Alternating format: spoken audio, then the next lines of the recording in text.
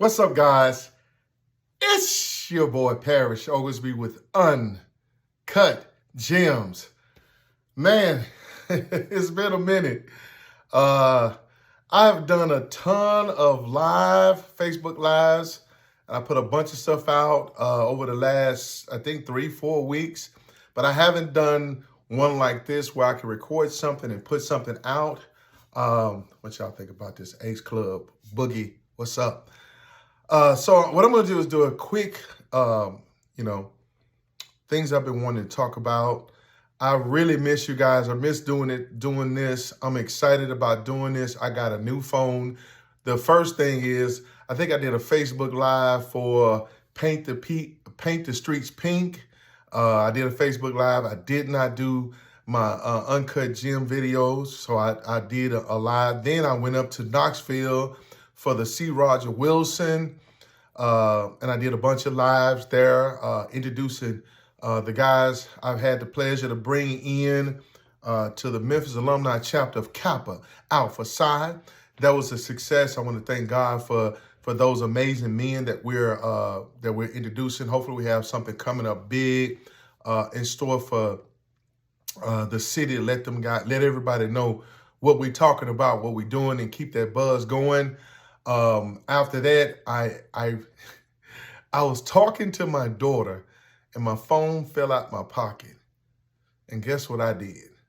I got in my truck and drove over my own phone.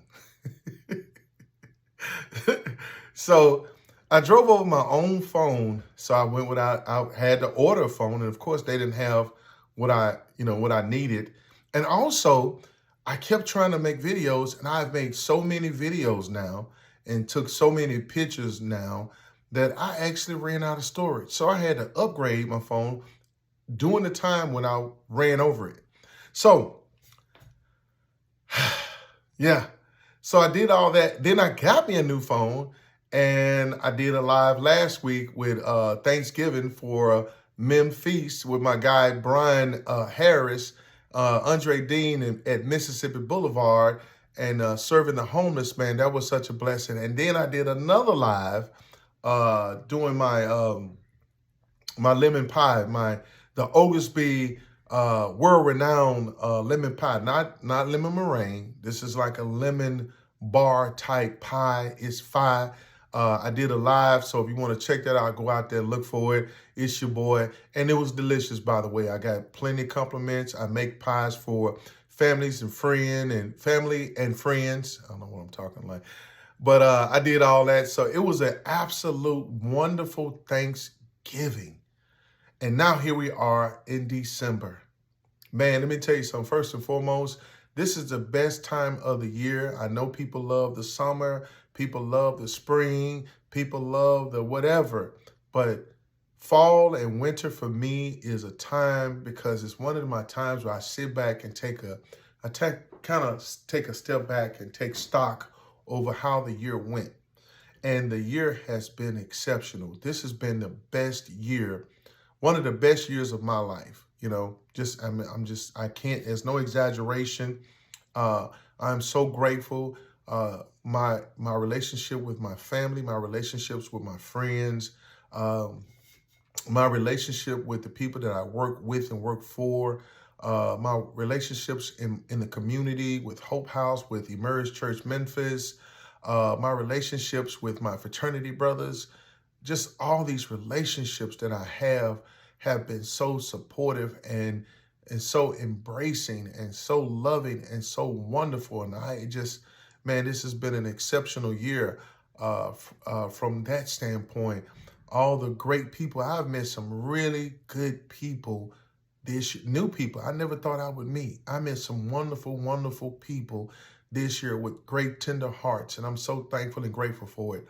I'm also thankful and grateful for all the financial success that I've had. And I don't want to even go into that. It's just been a blessing, because really what it really matters is the relationships, man. You can make all the money in the world. You can have all the things you can want in life. But if you don't have great relationships, you have nothing. If you don't have love in your life, you have nothing. But Uh, I wanted to say that because I had that burning in my stomach, burning in my heart, burning in my chest, and I want to just push it out into the world, into the universe, and let people know, man, that this grace and mercy, this love and these relationships I'm having, man, with my family, friends, and the newest people in my life. Thank you. That's all I can say is I'm grateful, and this is the time when I'm the most grateful at the end of the year because I made it another year, man. I finished this year. I'm finishing this year out uh, better than I did when I started. Ooh, you can't get no better than that. But let me go back on some of the things that I put out, these gems that I put out, and I want to address the later ones up until now. So I started with being grateful. That's the biggest gem that you can ever have is being grateful for the life that God has given you. Grateful for everything, to wake up in the morning, to get another shot at it, to get a chance to try, to do better, to live better, to smile more, to be kind, to be all those things. So I'm so grateful. So the next thing the last one of the things I talked about was an ambitious person has two options, either a supportive partner or nothing at all. Uh, that was something that I saw out there and I thought was very, very powerful. Man, it's not just about your partner, it's about the people around you. And I mean that. Let me tell you something. Us people who are ambitious and people who want things out of life and people who are out here on that grind and on their purpose, and it's about being fulfilled. Guess what? It's so much better to have people around you who are cheering you on, not sending you out, but cheering you on, not putting the battery in your back, but supportive, man, supportive to the point where they can just say, you know what, man, you go. It's your turn. It's your moment. This is your wave. Enjoy that wave, but man, the wave can be so much better when you're coming down that wave with your boys, with your family, with your people. Man, it don't get no better than that. It really don't. And I'm so thankful for that. So, but a partner, of course, I don't have one, but I think that's deadly important. But I want to just expand it out that it is so important to have good people around you when you're headed somewhere. And I'm headed somewhere, and I got great people. I finally got all the toxic people out of my life, and I'm so thankful to have so many good people who want me and want the best for themselves and want the best for me. And I'm thankful for it. So that was one of the gems I put out, I wanted to discuss. This is one that's near and dear to my heart. If you knew you could not fail, what would you do? If you knew, if God, I'm going to say God, because I believe God He wants the best for us. So I'm gonna leave it there. I was gonna say Thanos snap. For those who loves comics like me, if you knew you could not fail or would not fail, what would you try? What would you do? And so I put that out a few weeks ago, and I got some great comments. I got some great feedback. One woman said she would quit her job and model. One guy said he would quit his job as an accountant and travel around the world and just backpack. A few people said, man, they join a band or whatever. So I thought I got that from, I love reading news. So some of the magazines that I read online, like Politico, CNN, of course, Washington Post, New York Times, the Daily Beast, Huffington Post, all those different things. You find liberal and conservative authors, and this one conservative author used to put on in the Politico magazine once a month, what would you do if you knew you could not fail? And he would ask, people who were great journalists, and they would say all these things like, I would have pursued a baseball career, something like that. I would have been a professional football player. So one day up in Nashville, I was, we was up there, enjoying ourselves with friends. And I was in a car with my friends, and I asked the question, what would you do if you knew you could not fail? And one of the people that spoke out was my friend, and he said, I would start a church. And I was just like, what? What? You know, not because he was some, it was so far-fetched. No, because he was a life coach and he just never talked about it. And he had experiences in church and whatnot that I didn't know anything about. So I was just like more shocked because he never expressed it. We've been hanging out I've been knowing him since, we were kids, teenagers, I would say. So this guy says this, and I'm like, okay. And everybody had something to say, but he has stuck out the most. What was so crazy was I didn't say anything. I didn't say anything. I still trip off that to this day. But anyway, fast forward, maybe within that year or within a year, or a little over a year, we would talk every day about his desire and that question that I asked to him. And I don't want to take credit for it because it ain't got nothing to do with me. I like talking about experiences that I have. I'm in it, so I'm part of it. But the biggest thing was that he acted on that question. He did. He acted. I just asked the question. It's one thing to talk and be all, what you gonna do, but it's another thing to act on something when someone asks that question. That's a powerful question. What would you do if you knew you could not fail? So he set out to do it.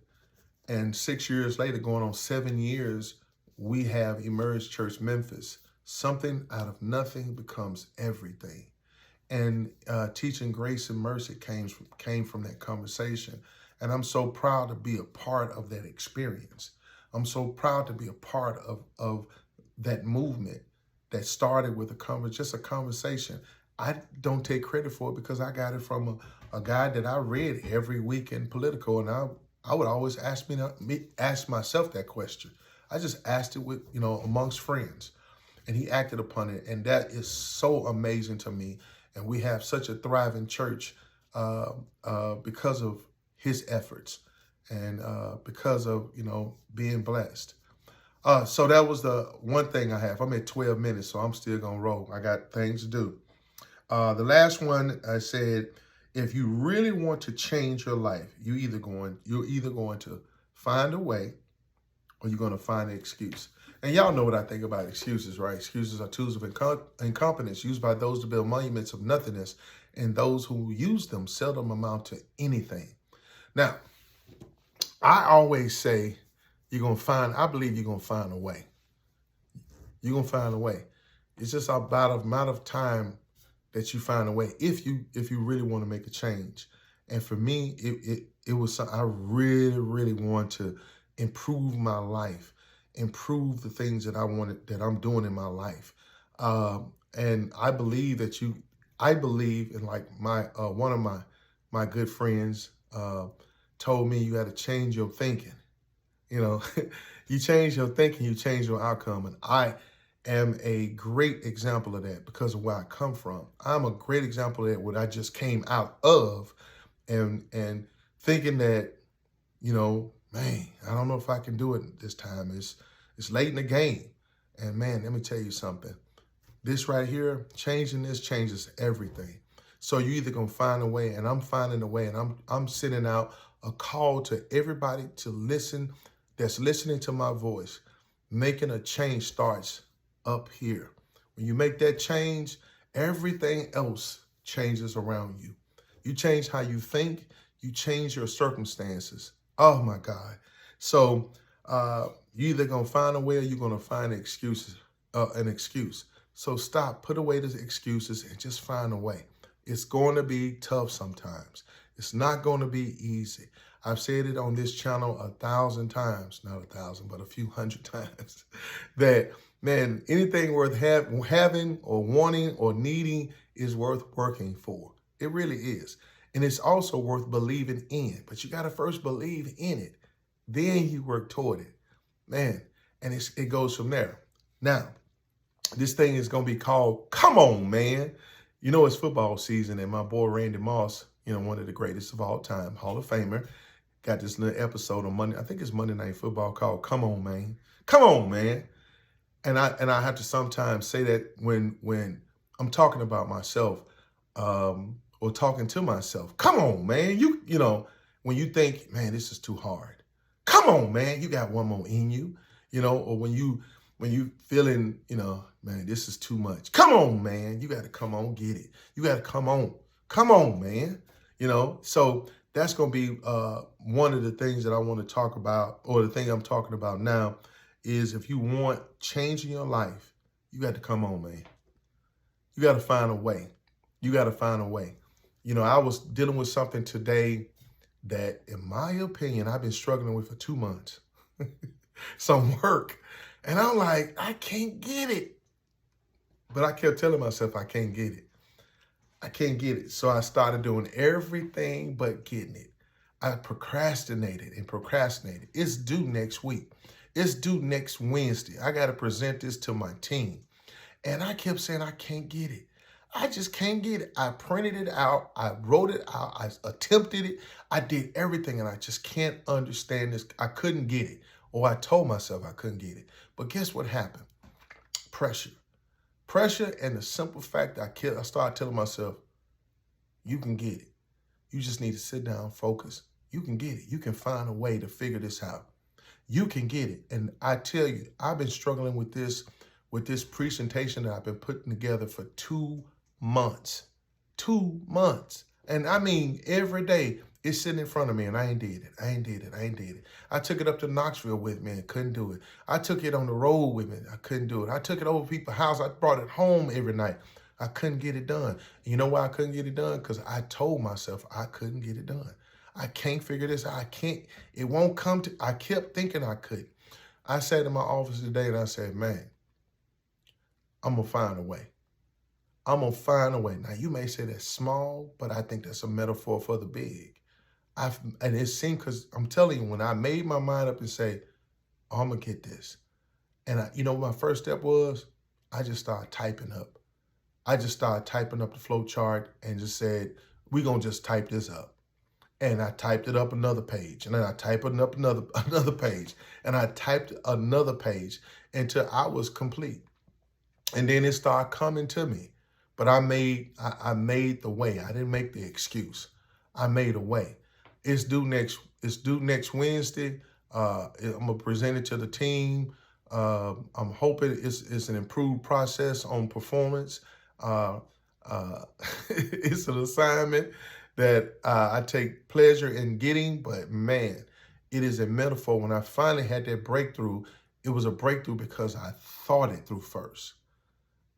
The other time when I first got the assignment, I was just like, man, I can't. I attempted it and was stumbling. It's like, I can't get it. I kept saying that phrase. In my mind, I couldn't get it. And then when I started saying, look, I can get it. I just need to find a way. And that's where that statement comes from, finding a way, right? Other than that, the author of the book, I Am a Badass. That is a great book that I'm reading right now. It is awesome. Another thing I've done in this time period is finish Will Smith's book. Let me tell you something. I have a lot more respect for Will. I really do. I already respected him and always thought of him as an example of where we should aspire to do, not just be an actor, but aspire to be the best at whatever it is that we do. If you just, a guy who grows a garden, have the best vegetables or whatever, that put all your effort into it. And so I'm always attracted to guys and women like that, who are aspiring, ordinary people doing extraordinary things. That's what Uncut Gems is all about. Oh my God. So I am so blessed and so thankful. And all I want to do is be a blessing and be a blessing to others. Every single thing that happens to me, I want to share it with the people. I want to share my gems. I want to share my resources, my time, my effort to helping other people get to where they want to get to. And if I can do that, man, I have done my job, and I'm enjoying my job while I'm doing it. Hey. So I think I've covered just about everything. We had 20-something minutes. This is a long video for me, but I am so excited to have you back with me. I'm so excited to be talking to you again.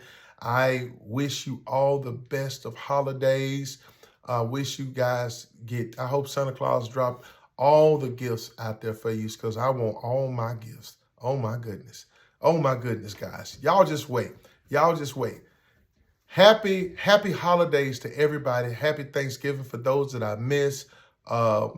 Merry Christmas. I guess we're in December, so we can start saying Merry Christmas. I just love this time of the year. I miss my children getting up for Christmas, and Daddy bust his butt to make sure Christmas was a good Christmas. I'm so grateful for that opportunity to do that as well. So, and I'm looking forward to this Christmas. I already got toys already in my trunk for my brother's grandchildren and my nephew and my nieces. My kids, I always tell you, they good. I'm still gonna get them something though. But anyway, it's your boy, Parrish Oglesby, with Uncut Gems. Man, I'm back. I got a new phone. We doing this thing, man. Stay with me. 2022 is going to be great for you. Going to be great for me. I'm ready to rock and roll. Hey, guys, I'm going up to Nashville again to, I'm sorry, I was trying to cut it off. I'm going back up to Nashville the weekend of December 17th, 18th, and 19th. I'm going up there, and we are going to be celebrating another closed home, or another house that we are finishing up, me and my guy, Michael Haddock. And I'm taking my proteges with me, Tyler Brandon Oglesby and Colin, is it Jones? I just call him Colin all the time. I got to get that boy last name. But anyway, we're going to videotape us going up there. We're going to pop some bottles and celebrate another finished product. And this time, we're going to get Mike to smile a little more, get a little more excited, and have a good time, guys. Man, once again, it's your boy, Parrish Oglesby with Uncut Gems. And I promise you, I'm going to let you go this time. I got to go watch the game. Peace.